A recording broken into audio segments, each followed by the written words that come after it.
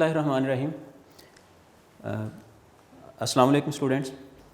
My name is Mohammad Ashfaq Bashir. You know, I'm your biology teacher. Unique के platform से हमारा ये 8वां lecture है, चैप्टर नंबर 11 से। होम्योस्टेसिस का चैप्टर है हमारा, ग्रेड 10 का। आज का हमारा टॉपिक है ऑस्मोटिक एडजस्टमेंट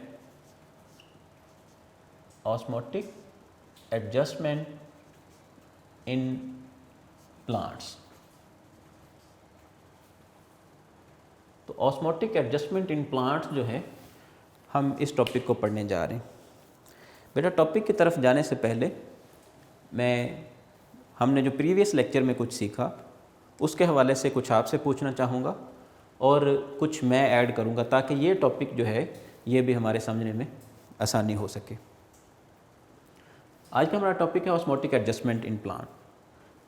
अब osmotic adjustment in plants, previous lecture में हमने पढ़ा है होम्योस्टेसिस इन प्लांट्स। तो इन दोनों चीज़ों में फ़र्क क्या है?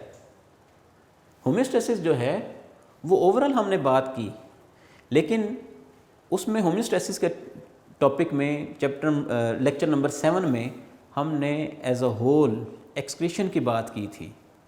यहाँ पे भी ऑस्मोटिक एडजस्टमेंट जो है इससे मुराद भी होम्योस्टेसिस ही है, लेकिन याद रखना है वहाँ पे हमने एक्सक्रीशन की बात की है और ये ऑस्मोटिक एडजस्टमेंट से मुराद यहाँ पे एक्चुअली ऑस्मो रेगुलेशन है। ऑस्मो रेगुलेशन इन प्लांट्स भी ऑस्मो रेगुलेशन को परफॉर्म कर रहे हैं। किस तरह से, ये हमने आज पढ़ना है।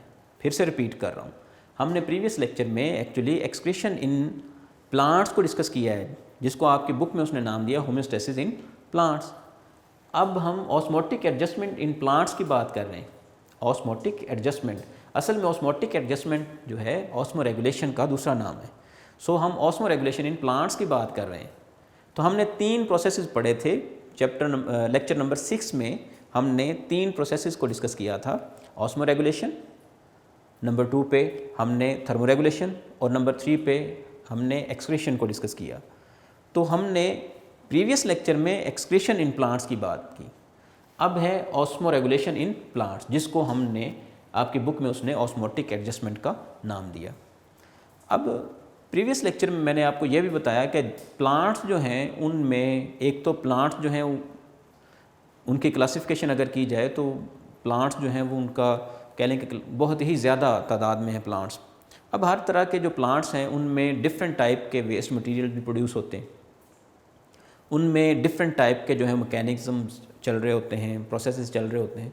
तो फिर उनको होम्योस्टेसिस के लिए, होम्योस्टेसिस को गेन करने के लिए, मेंटेनेंस को गेन करने के लिए, फॉर देयर मेंटेनेंस वो डिफरेंट टाइप के प्रोसेसेस परफॉर्म करते हैं। फॉर एग्जांपल, अगर मैं आपसे ही सवाल करूं, आपसे ही क्वेश्चन पूछूं, तो आप ये समझ लें कि जो एक्वेटिक प्लांट्स हैं वो किस तरह से जो है वो ऑस्मो रेगुलेशन परफॉर्म कर रहे होंगे, और जो मीज़ोफिटिक यानी कि हमारे एनवायरनमेंट के प्लांट्स जो हैं वो किस तरह से परफॉर्म कर रहे होंगे। क्या ये दोनों सेम तरह से ऑस्मो रेगुलेशन परफॉर्म कर रहे होंगे? क्या ये दोनों में जो है वो सॉल्ट्स और वाटर जो है उसकी अमाउंट सेम है? आप डेफिनेटली आप कहेंगे कि नहीं। तो अगर प्लांट्स जो हैं, मेसोफिटिक प्लांट्स और एक्वेटिक प्लांट्स जो हैं, उनमें वाटर और सॉल्ट कंसंट्रेशन सेम नहीं है, तो वो फिर सेम मैकेनिज़्म कैसे परफॉर्म कर सकते हैं? इससे फिर ये पता चला कि हर एनवायरनमेंट के जो प्लांट्स हैं, हर एनवायरनमेंट के प्लांट्स जो हैं वो डिफरेंट टाइप के मैकेनिज़म्स रखते हैं in their habitats to perform homeostasis.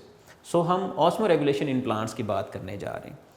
आज के लेक्चर में हमारे ऑस्मोटिक एडजस्टमेंट इन प्लांट्स के जो की पॉइंट्स हैं, यानी कि हम कौन कौन से मेन पॉइंट्स को डिस्कस करने जा रहे हैं, वो हमारे पास ये 3 पॉइंट्स हैं। नंबर 1 पे हमारे पास है,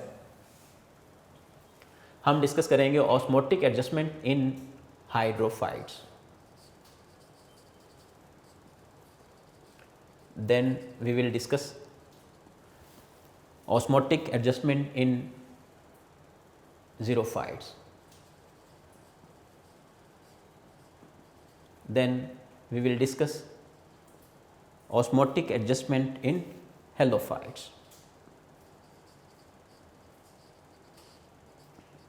तो ये हम 3 तरह के प्लांट्स जो हैं, 3 तरह के एनवायरनमेंट के प्लांट्स जो हैं, हम उनको डिस्कस करेंगे कि वो किस तरह से ऑस्मोटिक एडजस्टमेंट परफॉर्म करते हैं। हाइड्रोफाइट्स, ज़ीरोफाइट्स और हेलोफाइट्स। एक बात याद रखनी है कि जब भी वर्ड फाइट्स आए in biology, it means it is related to plants. जैसे कि फर्स्ट कैटेगरी की तरफ चलें हम, तो है हमारे पास हाइड्रोफाइट।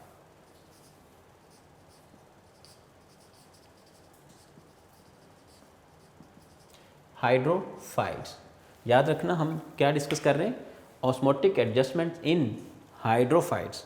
ऊपर उसने हेडिंग दी ओवरऑल प्लांट्स की, तो हम इस जो की पॉइंट है हमारे पास, इसमें हम डिस्कस करने जा रहे हैं ऑस्मोटिक एडजस्टमेंट इन हाइड्रोफाइट्स।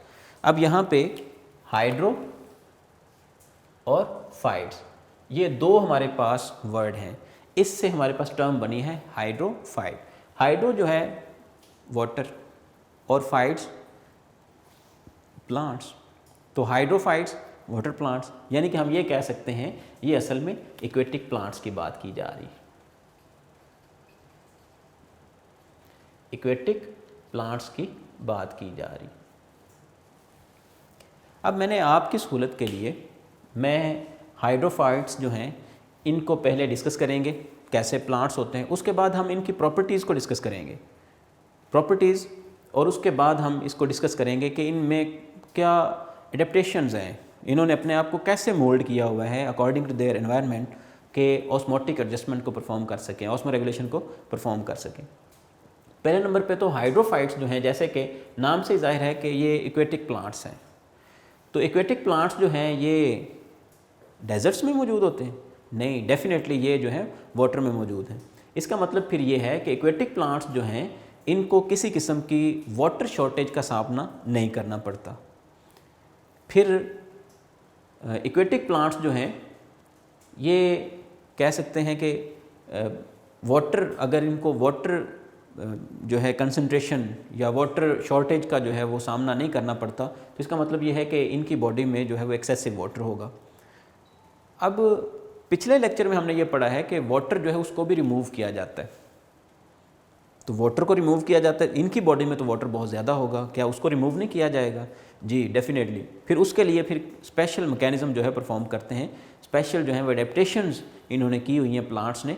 तो ये कैसे प्लांट्स हैं, यहाँ से बात स्टार्ट करते हैं। आपकी बुक में उसने कहा है कि हाइड्रोफाइट्स जो हैं ये totally or partially submerged in water plants हैं। तो इससे क्या मुराद है, लेट्स से ये हमारे पास एक एक्वेटिक बॉडी है, यानी कि आप कह सकते हैं कि कोई लेक है हमारे पास, इसमें हो सकता है कुछ प्लांट्स जो हैं वो बिल्कुल इस तरह से किनारे पे मौजूद हों, ये वाटर लेवल है, तो कुछ प्लांट्स जो हैं वो इस तरह से, ये पार्शली सबमर्ज्ड है, यानी कि इनकी बॉडी का कुछ हिस्सा जो है वो अंडर वाटर है और कुछ जो हैं वो कंप्लीटली सबमर्ज्ड है। तो ये वो कह रहा है कि पार्शली और कंप्लीटली सबमर्ज्ड प्लांट्स जो हैं उनको हम बोलते हैं हाइड्रोफाइट्स। याद रखना, हाइड्रोफाइट्स प्लांट्स ऐसे प्लांट्स हैं जो फ्रेश वाटर प्लांट्स हैं। यहाँ पे हाइड्रोफाइट्स की बात हो रही, फिर आगे दोबारा एक मरतबा फिर हम जो है वो वाटर प्लांट्स की बात करेंगे, लेकिन ये हाइड्रोफाइट्स के जैसे प्लांट्स नहीं है हेलोफाइट्स, हम इसमें जाके इसको फर्दर डिस्कस करेंगे। यहाँ पे हम इनकी एडेप्टेशंस की बात करते हैं, तो हमने बोला एक्वेटिक प्लांट्स जो हैं ये कंप्लीटली और पार्शली सबमर्ज्ड प्लांट्स हैं। अब हम इनकी एडेप्टेशंस की बात करते हैं कि इन्होंने वक्त गुजरने के साथ साथ कैसी एडेप्टेशंस जो हैं उनको अडॉप्ट किया है, कुछ प्रोसेसेस को इन्होंने अडॉप्ट किया है, हम उनकी ज़रा बात करते हैं। इनमें यह ख़ास बात है कि एक्वेटिक प्लांट्स जो हैं इनमें large number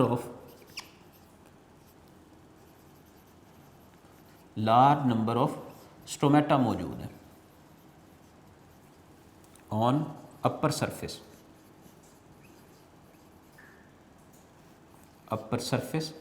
of their leaves. अब लीफ की अपर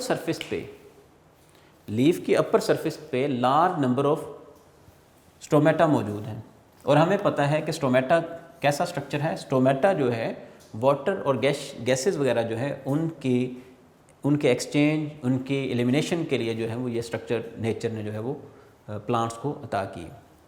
अब large number of stomata on upper surface of leaves, ये एक एडेप्टेशन है एक्वेटिक प्लांट्स की या हाइड्रोफाइट्स की। इसी तरह से दूसरी जो एडेप्टेशन है इनकी वो ये है कि लार्ज एंड ब्रॉडर लीव्स, ये इनकी दूसरी कह लें एडेप्टेशन है। इनके लीव्स जो हैं वो चौड़े हैं, इस तरह से फैले हुए लीव्स हैं। तो अब डेफिनेटली अगर ब्रॉडर लीव्स हैं, लेट्स से एक लीफ जो है वो इस तरह से, इसका लेमिना जो है वो कम है, आप ऐसा कह लें ग्रीन पार्ट जो है इसका कम है, इसका ग्रीन पार्ट कम है, और एक लीफ जो है वो इस तरह से। तो अब डेफिनेटली ये जो बड़े लीव्स हैं इन पे स्टोमेटा जो है, सरफेस एरिया भी ज़्यादा है और स्टोमेटा भी डेफिनेटली ज़्यादा होंगे, तो इनकी अपर सरफेस पे स्टोमेटा बहुत ज़्यादा होते हैं। दूसरा ये है कि अगर लेट्स से मैं अगर बात करूं कि किसी इक्वेटिक प्लांट की, तो ये लेट्स से इक्वेटिक प्लांट है, तो इक्वेटिक प्लांट्स जो हैं ये अपने इस तरह से पिटियोल्स को बहुत बड़ा कर देते हैं और अपने लीव्स को इस तरह से वाटर के ऊपर फैला देते हैं, यानी कि ये वाटर लेवल है तो इस तरह से लीव्स को ऐसे फैला देते हैं। इनकी अपर सरफेस पे जो है वो स्टोमेटा बहुत ज़्यादा होते हैं, जिसकी वजह से ये बहुत ज़्यादा ट्रांसपेरेशन का प्रोसेस हो रहा होता है। सो जितने ज़्यादा स्टोमेटा होंगे उतनी ज़्यादा ट्रांसपेरेशन ज़्यादा होगी। सो रेट ऑफ ट्रांसपेरेशन बढ़ जाता है with large number of stomata on upper surface of leaves. और इसी तरह से उनके ब्रॉडर लीव्स हैं, तो ये कह सकते हैं कि ये भी पहली एडेप्टेशन से रिलेटेड ही एडेप्टेशन है कि लीव्स बड़े हैं, स्टोमेटा ज़्यादा है, तो स्टोमेटा के ज़्यादा होने की वजह से रेट ऑफ ट्रांसपेरेशन बढ़ जाता है। तो इस तरह से हाइड्रोफाइट्स जो हैं उनमें जो एक्सेसिव वाटर होता है ये उससे छुटकारा पा लेते हैं। अब बात है एग्जाम्पल्स की, तो हाइड्रोफाइट्स की एग्जाम्पल्स क्या क्या हैं ये ज़रा हम देख लेते हैं। हाइड्रोफाइट्स की आपकी बुक में जो एग्जाम्पल्स दी हुई हैं, वाटर लिली की एग्जाम्पल दी हुई है, वाटर लिली। वाटर लिली जो है ये सिर्फ एक उसने एग्जाम्पल दी हुई है, ये असल में निम्फेसी फैमिली है, तो वो सारी की सारी फैमिली जो है वो हाइड्रोफाइट्स। और एक और बात बड़ी इंटरेस्टिंग है कि सीड प्लांट्स यानी कि सीड प्रोड्यूसिंग प्लांट्स ने जब सीड प्रोड्यूस करना शुरू किए तो अकॉर्डिंग टू बॉटनिस्ट ये वाटर लिलीज जो हैं या निम्फेसी फैमिली जो है, हाइड्रोफाइट्स की जो फैमिली है, ये पहले वो प्लांट्स थे जिन्होंने सीड प्रोड्यूस करने की कोशिश की। यानी कि प्लांट्स में पहले सीड प्रोड्यूस नहीं होते थे, नॉन सीड प्लांट्स थे, उनमें स्पोर्स वगैरह प्रोड्यूस होते थे इस तरह से। तो उसके बाद आहिस्ता आहिस्ता प्लांट्स जो हैं उन्होंने मॉडिफाई किया, उन्होंने सीड्स प्रोड्यूस करना शुरू किए। तो सीड प्रोड्यूसिंग प्लांट्स जो फर्स्ट सीड प्रोड्यूसिंग प्लांट्स हैं वो भी हाइड्रोफिटिक जो एनवायरनमेंट है यानी कि वाटर एनवायरनमेंट जो है यहाँ से प्लांट्स ने स्टार्ट किया, और वाटर लिलीज़ जो हैं ये उनमें पहले प्लांट्स कंसीडर किए जाते हैं। उसके बाद हम बात करते हैं सेकंड पॉइंट की तरफ चलते हैं। फर्स्ट पॉइंट था हमारा हाइड्रोफाइट्स, सेकंड है हमारे पास ज़ीरोफाइट्स। ज़ीरोफाइट्स सो हम इसको मोल्ड कर लेते हैं हेडिंग को, हम ये कह सकते हैं कि ऑस्मोटिक एडजस्टमेंट इन ज़ीरोफाइट्स।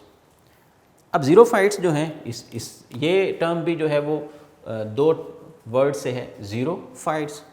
तो ज़ीरो जो है ये ज़ीरिक कंडीशन से है, ज़ीरिक कंडीशन। तो ज़ीरोफाइट्स या ज़ीरिक कंडीशन वाले जो प्लांट्स हैं ये कैसे प्लांट्स होते हैं, इनको हम बोल सकते हैं डेजर्ट प्लांट्स। डेजर्ट प्लांट्स वो इक्वेटिक प्लांट थे और ये डेजर्ट प्लांट्स हैं, यानी कि ऐसे एनवायरनमेंट में जहाँ पे वाटर जो है उसकी कमी हो। आप ऐसा कह सकते हैं कि उसके बरक्स, फर्स्ट कैटेगरी के बरक्स ज़ीरोफाइट्स जो हैं या ज़ीरोफिटिक प्लांट्स जो हैं इनमें वाटर शॉर्टेज का जो है एक प्रॉब्लम है। सो ज़ीरोफिटिक प्लांट्स जो हैं they face water shortage problem. अब ये कैसे प्लांट्स हैं, ये आपकी बुक में उसने बताया है ज़ीरोफिटिक प्लांट्स के हवाले से कि ये ऐसे प्लांट्स हैं जो कि ज़ेरिक या डेजर्ट कंडीशंस में मौजूद होते हैं, जहाँ पे वाटर जो है उसकी कमी होती है और रेनफॉल भी जो है उसकी कह लें जो रेशो है या उसकी जो परसेंटेज है वो भी बहुत कम है। तो रेनफॉल जो है उसके कम होने की वजह से वाटर शॉर्टेज जो है वो बढ़ जाती है। सो हाइड्रोफाइट्स की निस्बत ज़ीरोफाइट्स जो हैं यहाँ पे वाटर की कमी होगी। तो ये वाटर कम होने के बावजूद किस तरह से ज़िंदा रहते हैं और किस तरह से जो है वो अपनी लाइफ को जो है वो मेंटेन करते हैं, ये हम देखते हैं इन्होंने कौन कौन सी एडेप्टेशन जो है वो अडॉप्ट की हुई हैं। याद रखना इन तीनों कैटेगरीज़ में सबसे ज़्यादा एडेप्टेशन जो हैं वो ज़ीरोफाइट्स में देखी गई हैं। तो इन्होंने कौन कौन सी एडेप्टेशन जो हैं वो परफॉर्म की हैं, इनकी तरफ चलते हैं। एडेप्टेशंस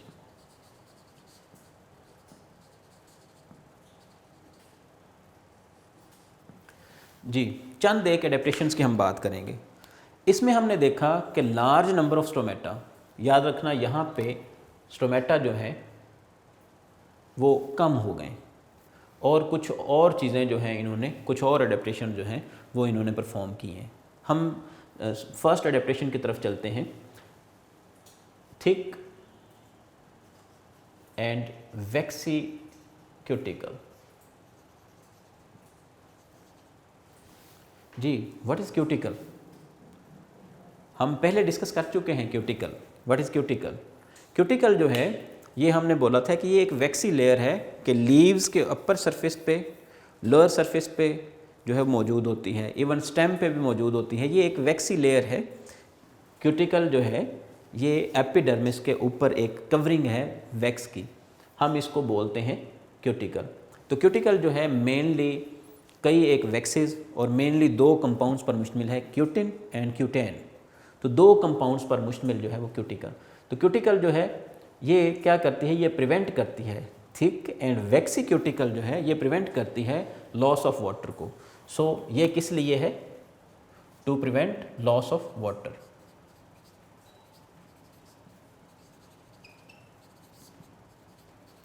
अब एक बात तो ये होगी कि प्लांट्स के पास जितना भी वाटर है कम ज़्यादा, उसको पहले नंबर पे तो ज़ीरोफिटिक इन्वायरमेंट में प्लांट्स के पास वाटर है ही कम।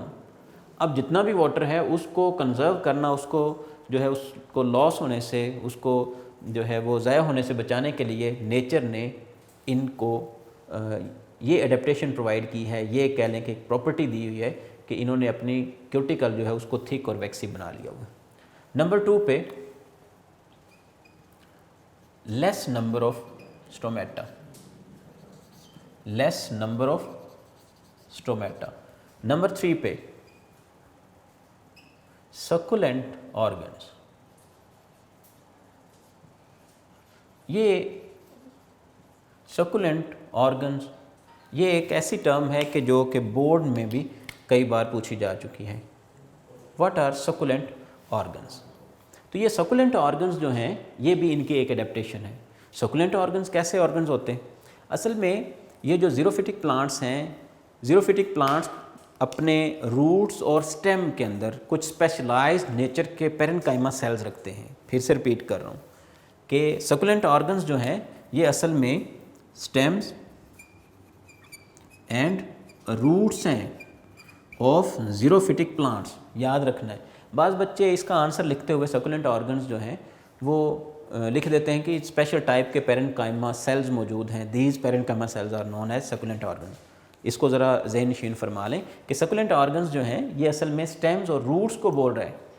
आप ऐसा कह सकते हैं कि ज़ीरोफिटिक प्लांट्स जो हैं उनके स्टेम्स और रूट्स जो हैं, stems and roots are succulent organs, क्योंकि उनके अंदर जो है वो पेरेन्काइमा सेल्स मौजूद होते हैं।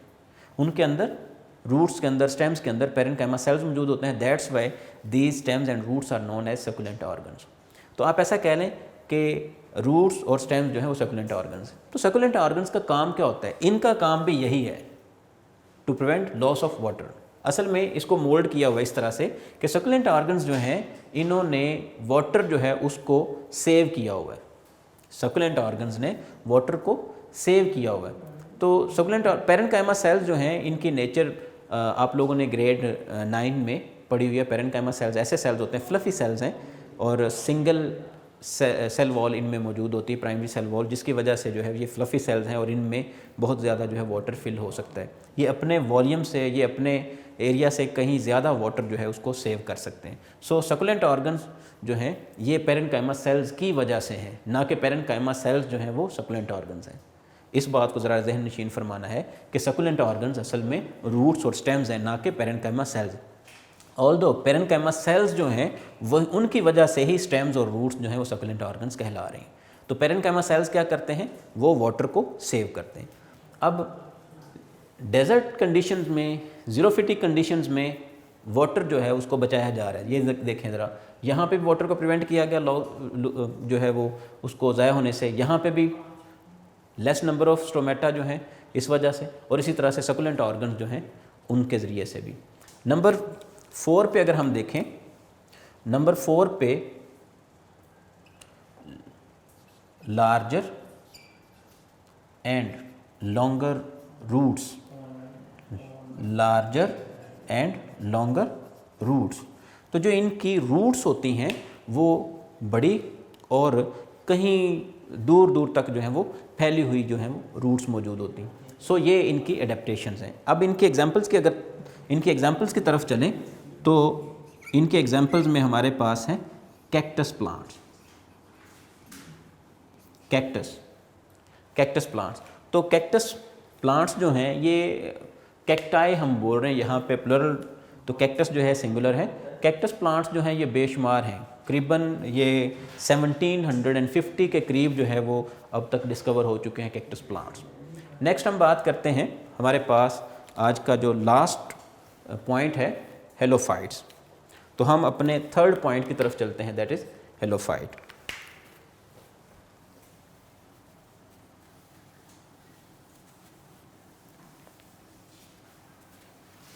थर्ड पॉइंट है हमारे पास halophyte.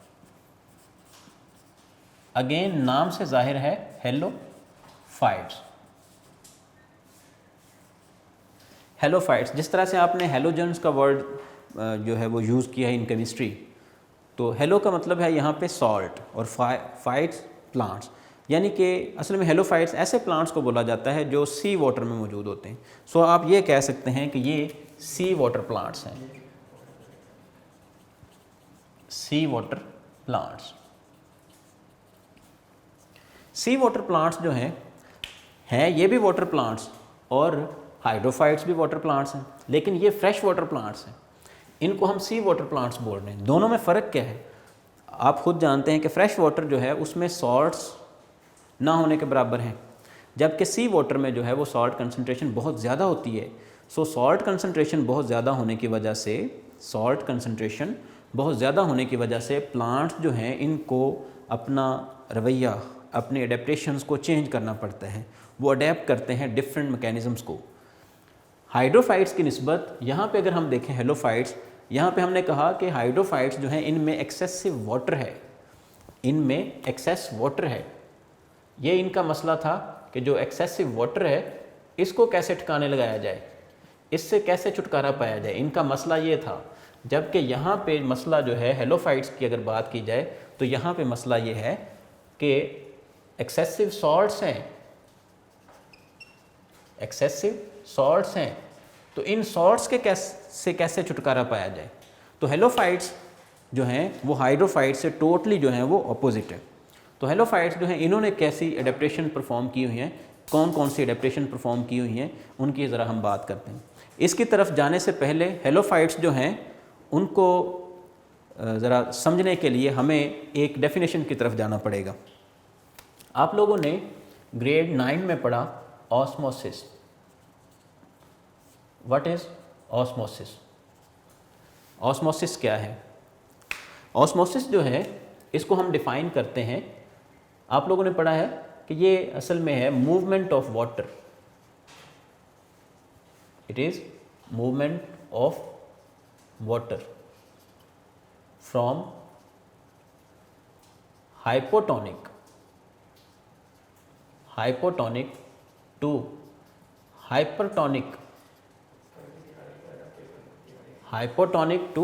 hypertonic solution by passing by passing through selectively permeable membrane, या हम जिसको बोलते हैं by passing semi permeable membrane, by passing permeable membrane. अब ये हमारे पास है ऑस्मोसिस की डेफिनेशन।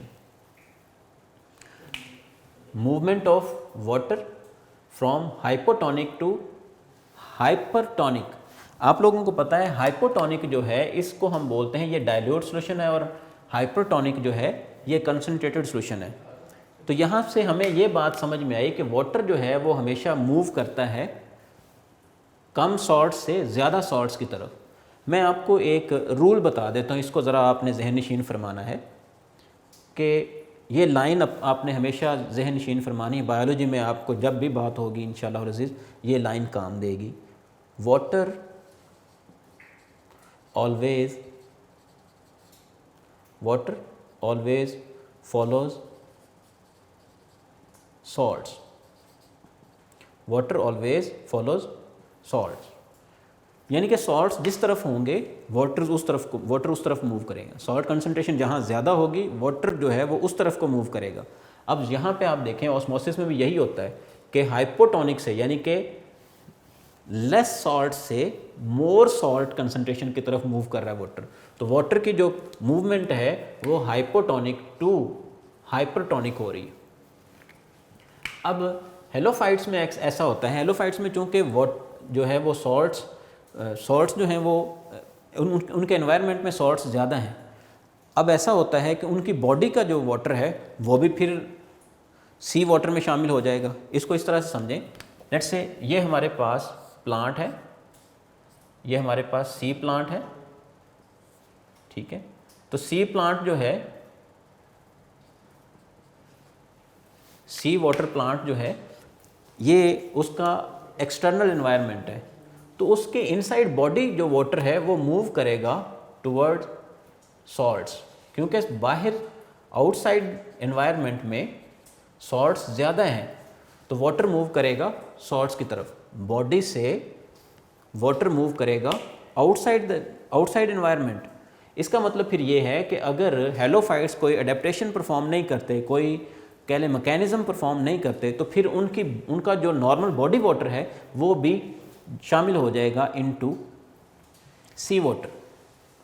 अब सी वाटर में चूंकि सॉल्ट्स ज़्यादा हैं, मैंने इसीलिए यहाँ पे मेंशन किया है कि सॉल्ट्स ज़्यादा हैं, तो बॉडी से सॉल्ट्स की तरफ मूव करेगा वाटर। ये वाटर मूवमेंट को मैंने एरो से शो किया। अगर ये कोई अडेप्टेशन परफॉर्म नहीं करते तो ऐसा होगा। अब जो हेलोफाइट्स हैं या सी वाटर प्लांट्स हैं ये कुछ अडेप्टेशन फिर परफॉर्म करते हैं। कौन से अडेप्टेशन उनकी ज़रा बात करते हैं।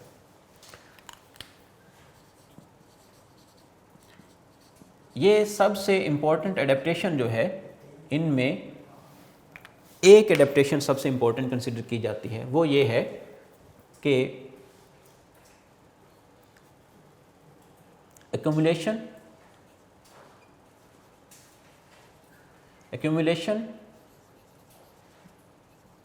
of salts in their vacuoles। ये एक एडेप्टेशन है, इसको ज़रा डीपली हमने समझना है। Accumulation of salts in their vacuoles. अब वैक्यूल क्या है, आप लोगों ने ग्रेड 9 में चैप्टर नंबर 4 में वैक्यूल्स पढ़ा है। वैक्यूल्स जो हैं ये असल में ऐसे स्ट्रक्चर्स हैं विद इन सेल जहाँ पे वाटर और सॉल्ट्स वगैरह को सेव किया जा सकता है। वेस्ट मटेरियल को सेल जो है जहाँ पे आर्जी तौर पर सेव करता है।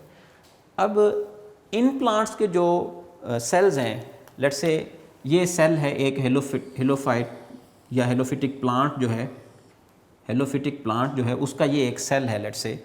तो इसका सेल जो है इसमें मौजूद ये वैक्यूल जो है, ये वैक्यूल जो है, बाकी स्ट्रक्चर्स मैं शो नहीं कर रहा, ये वैक्यूल जो है ये सॉल्ट्स को जमा करेगा, ये इनसाइड सॉल्ट क्रिस्टल्स को जमा करेगा। ये सॉल्ट क्रिस्टल्स हैं।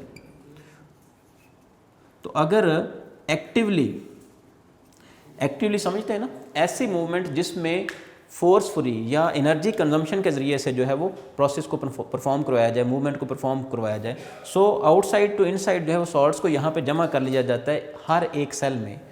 हेलोफाइट्स जो हैं वो हर एक सेल में, अपने हर एक सेल में सॉल्ट्स को जमा कर लेते हैं इन देयर वैक्यूल्स। ये एक सेल है, हेलोफाइट प्लांट का एक सेल है, इसने सॉल्ट्स को कहाँ पे जमा किया है? In their vacuole. तो एक सेल में ऐसा हुआ, दूसरे में ऐसा होगा, तीसरे में ऐसा होगा, इस तरह से सारी बॉडी के जो सेल्स हैं वो अपने वैक्यूल्स के अंदर सॉल्ट्स को जमा कर लेंगे। अब ज़रा आप मुझे एक बात बताएं कि पहले हमने कहा कि आउटसाइड यानी कि सी वाटर के अंदर जो इस प्लांट का एनवायरनमेंट है वहाँ पे अगर देखा जाए तो सॉल्ट्स ज़्यादा हैं, आउटसाइड एनवायरनमेंट सॉल्ट्स ज़्यादा हैं। उसकी बॉडी के अंदर जो है वो वाटर है, सॉल्ट्स कम है, तो बॉडी वाटर जो है वो मूव करेगा टुवर्ड्स सॉल्ट्स। अब उलट हो गया है, चूँकि प्लांट ने एक्टिवली सॉल्ट्स को जमा कर लिया हुआ है in their vacuoles, plant cells ने एक्टिवली सॉल्ट्स को जमा कर लिया हुआ है और इसको बाहर नहीं निकलने देते वैक्यूल से, इसको एक्टिवली यानी कि फोर्सफुली इन सॉल्ट्स को इन देयर वैक्यूल्स वो कंजर्व करके रखते हैं ताकि ये जो है वो यहाँ से इवॉल्व ना हो, यहाँ से एक्सक्रीट ना हो। तो इस तरह से फिर आउटसाइड वाटर जो है, याद रखना, सी वाटर में से जो प्योर वाटर है वो मूव करता है टुवर्ड्स सॉल्ट्स। ये अब ज़रा लाइन पे ज़रा गौर फरमाएं, वाटर ऑलवेज फॉलो सॉल्ट्स। अब अगर वाटर ऑलवेज फॉलो सॉल्ट्स ये बात ठीक है तो फिर ऐसा ही हो रहा है कि सॉल्ट्स यहाँ पे ज़्यादा हैं, salt concentration, now salt concentration is more than outside environment, that's why water moves towards salts. और फिर ये हमारी बात ठीक है, वाटर ऑलवेज फॉलोज सॉल्ट्स, तो वाटर मूव कर रहा है टुवर्ड्स सॉल्ट्स। इस तरह से फिर हेलोफाइट्स जो हैं इन्होंने ये अडेप्टेशन अपनाई हुई है, इन्होंने ये अडेप्ट किया हुआ है कि अपने इंटरनल बॉडी कंडीशंस को इस तरह से मेंटेन करते हैं कि सॉल्ट्स को अपनी बॉडी में ज़्यादा कर लेते हैं ताकि बाहर से वाटर जो है, प्योर वाटर उनकी बॉडी में एंटर होता रहे और उससे वो डिफरेंट अफ़ाल जो हैं, डिफरेंट प्रोसेसेस जो हैं उसको परफॉर्म कर सकें। जी, आज के लेक्चर में हमने ये बातें सीखी। हाइड्रोफाइट्स लेक्चर हमारा था ऑस्मोटिक एडजस्टमेंट इन प्लांट्स। तो ऑस्मोटिक एडजस्टमेंट इन प्लांट्स में हमने हाइड्रोफाइट्स, फिर हमने ज़ीरोफाइट्स को डिस्कस किया और फिर हमने हेलोफाइट्स को डिस्कस किया। ये आज के लेक्चर में बेटा आपने ये 3 चीज़ें सीखी। एक्चुअली ये आज का लेक्चर था ऑस्मो रेगुलेशन इन प्लांट्स। जी, अब एंड पे मैं आपको एक नसीहत भी करता चलूँ और साथ ही साथ आपको ये भी बताता चलूँ कि ये टॉपिक भी इंतहाई इम्पोर्टेंट है, बहुत ही ज़्यादा इम्पोर्टेंट है बोर्ड के लिहाज से और एग्ज़ाम में आया हुआ है। ख़ास तौर पर इसमें से कुछ जैसे कि हेलोफाइट्स भी एक बार बोर्ड में पूछा जा चुका है, हाइड्रोफाइट्स के हवाले से भी पूछा जा चुका है, फिर सकुलेंट ऑर्गन्स के हवाले से पूछा जा चुका है। तो कई एक क्वेश्चन जो है इसी तरह से MCQs जो है वो कई एक पूछे जा चुके हैं।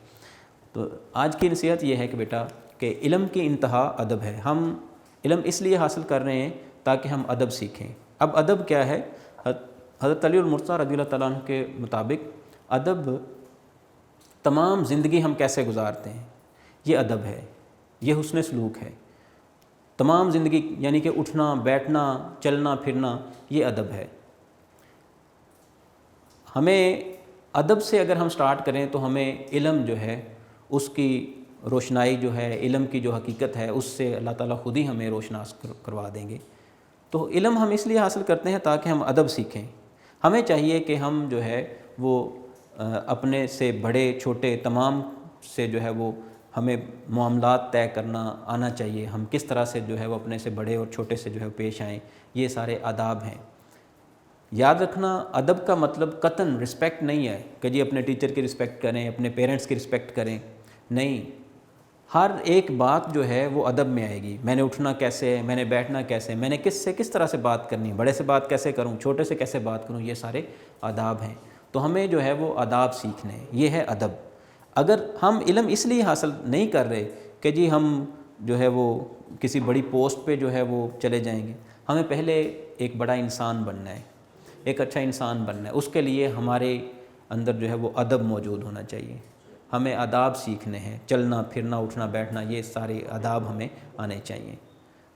आज के लेक्चर को भी आप ज़रा ज़हन नशीन फरमा लीजिएगा और मेरी इस नसीहत को भी आपने याद रखना है। हम अदब पे इंशाअल्लाह अज़ीज़ नेक्स्ट लेक्चर में फ़र्दर बात करेंगे और मैं आपको एग्जांपल्स से समझाऊंगा कि अदब, जिन लोगों ने अदब का दामन थामा, इल्म जो है उनकी तरफ खुद भागा।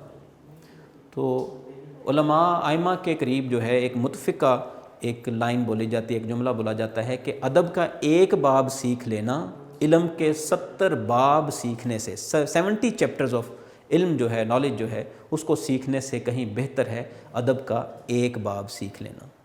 वस्सलाम, अल्लाह हाफिज़।